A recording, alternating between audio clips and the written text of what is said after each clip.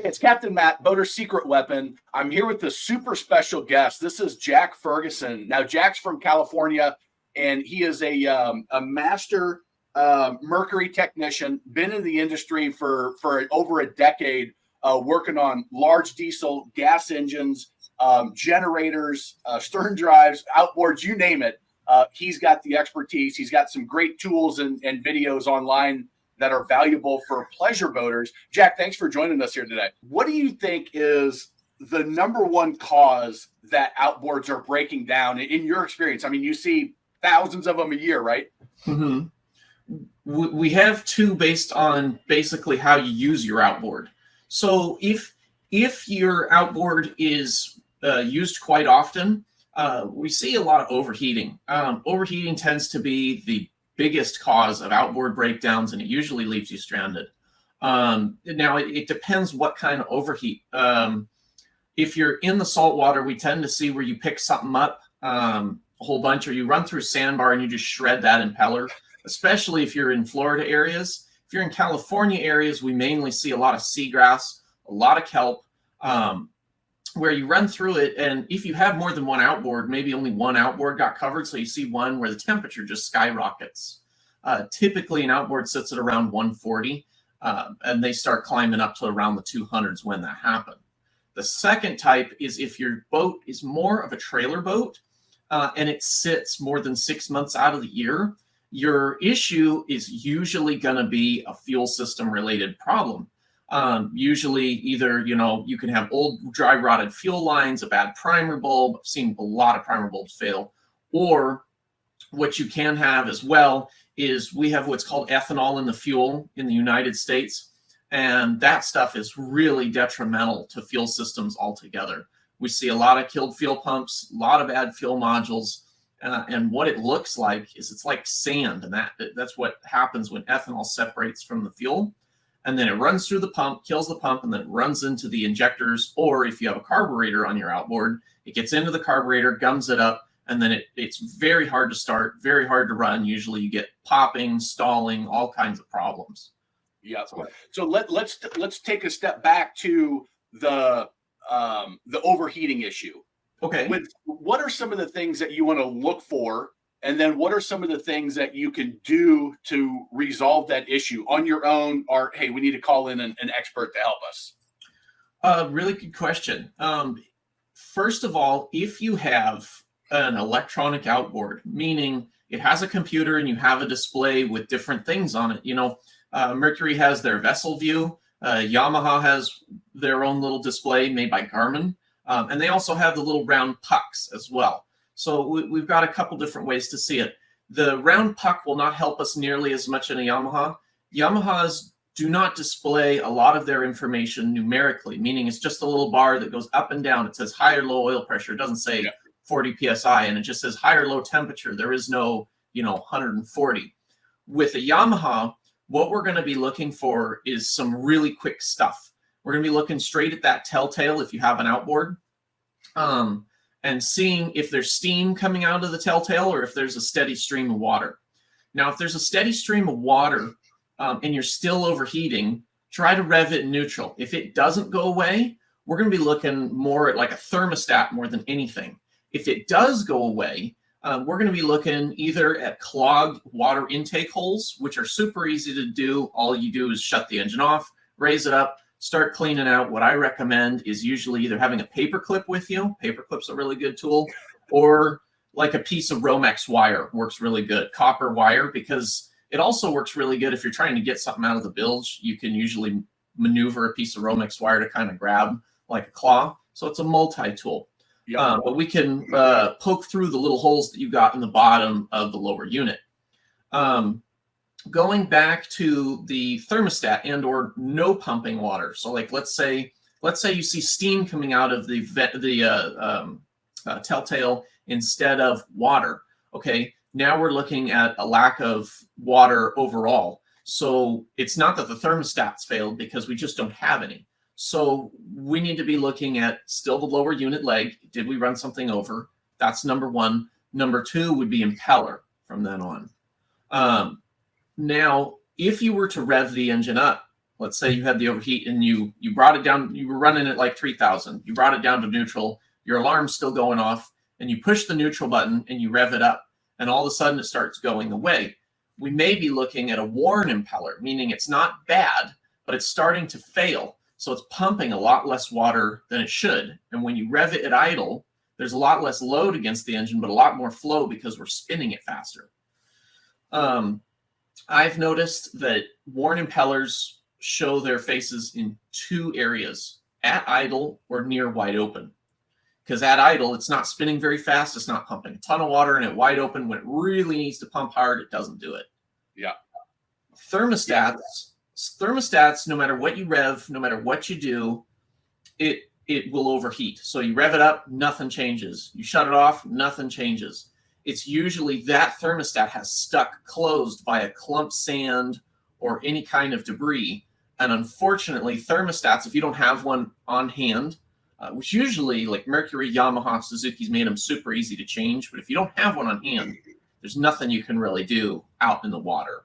But as far as checking grates, checking your telltale, and revving it up and down will give you basically what you're looking for in terms of how can we diagnose this. Yeah, what path we need to go down to resolve it. And that's the idea is there anything you can do while you're on the water to save the day or to at least get home safely without damaging the engine?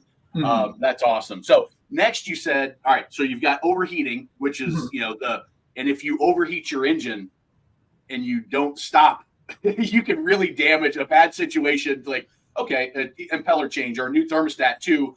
Oh, now we've really overheated this and we've got this thing over 200 degrees and we keep on running it hard.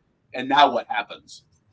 We're usually, and now modern outboards, let's say you have an old one, most of the time, if it's two-stroke, you're going to blow, it's not really a head, but it's basically the cylinder top gasket. You'll blow a cylinder top gasket, and sometimes you can really score pistons. Two-strokes were known for that. You just score the bottom cylinder like crazy, and usually that engine would run, if it was an inline six, it would run on 5. If it was a force banger, you'd run on 3, but it would usually kill that engine.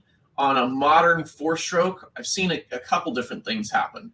Most modern 4-strokes get up to 220, 240, and they'll still survive. They've made much better technology, and they've been able to improve at when you start damaging parts as far as heat goes. So they damage parts higher up in their temperature range.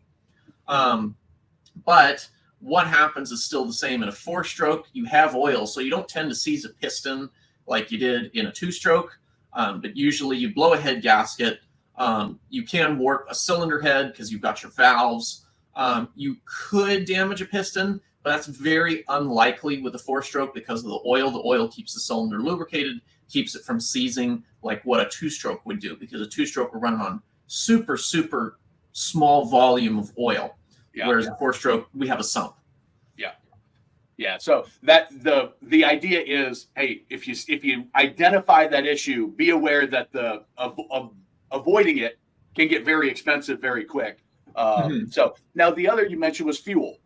Let's go down the line of fuel. Kind of the same concept of what to look for and how do you resolve it? What I have found with fuel is typically this. Now, what happens is the boat will sit for a number of days. It usually doesn't just go from one day to the next. That's very rare with fuel contamination. It does happen with water, meaning if you get water in the fuel somehow, let's say if you have like a 15-gallon water container in the boat and your fuel container and the through holes are close, somebody accidentally puts stuff in there. I've seen that, but as far as like water contamination, it typically doesn't happen in a day. It takes a long time to build. Fuel contamination, what we're looking for, what we generally see, it usually, if you ever touch your spark plugs as an owner, because I think spark plugs is one of the things that as an owner you can do to basically tell how your engine's running.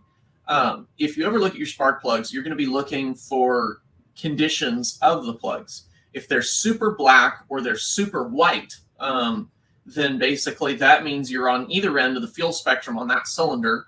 And what we want in there is kind of a tan or a light brown. Being completely black means the fuel is running too rich. That's usually from fuel regulator clogging, and white is too lean. Now, the main concern is usually not rich. It's running lean, especially in marine outboards. And I've had this happen. I've seen it. What it can do is cause detonation or pre-ignition to the cylinder from excessive heat, and it blows the piston apart. So what we're looking for to prevent this problem is going to be when you start, how rough is that thing starting? Does it clear up in about a minute? It should clear up in about a minute. If that engine is shaking, if you can see visible shaking from your outboard, what's going on is you're most likely not running on one of the cylinders. And when you start running your wide open throttle, if you have 50%, let's say your injector or your carburetor is 50% clogged. On a carburetor, it's going to be what I used to hear, because we don't have carbureted engines in California anymore. That has gone by the wayside. But what I used to hear when we had carbureted motors was it ran the best it's ever run in its life before it immediately didn't.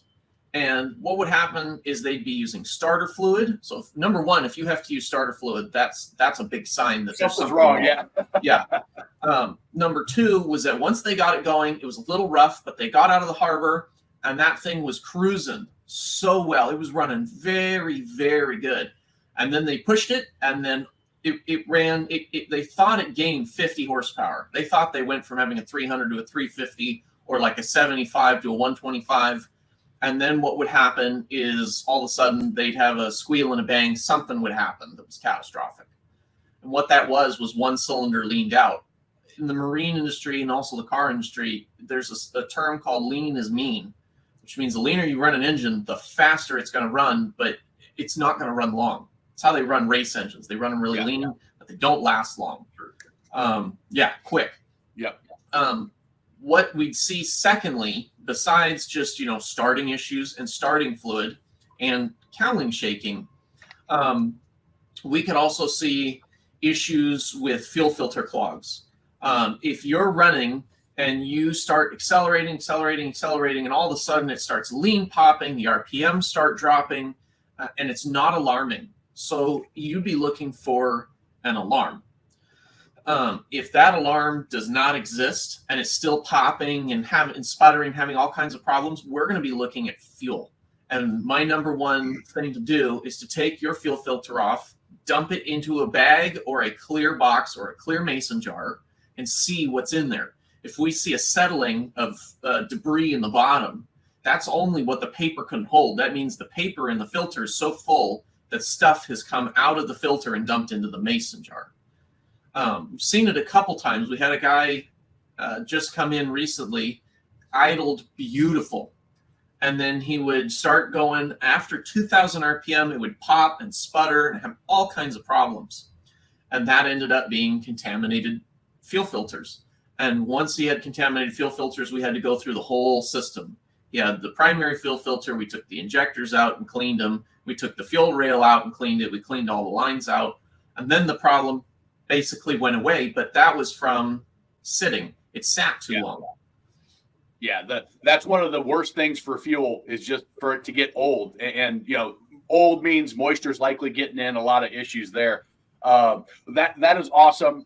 If you are somebody that is in the Irvine area, that's where you're at, Jack? Irvine, Southern California, yes. Okay. So if you're in that area, you need some help with the fuel injector, with any of these issues, give Jack a call, or you can check out his website, and he's got some great resources there for you as well. Jack, that was awesome. Thank you for sharing that insight with us.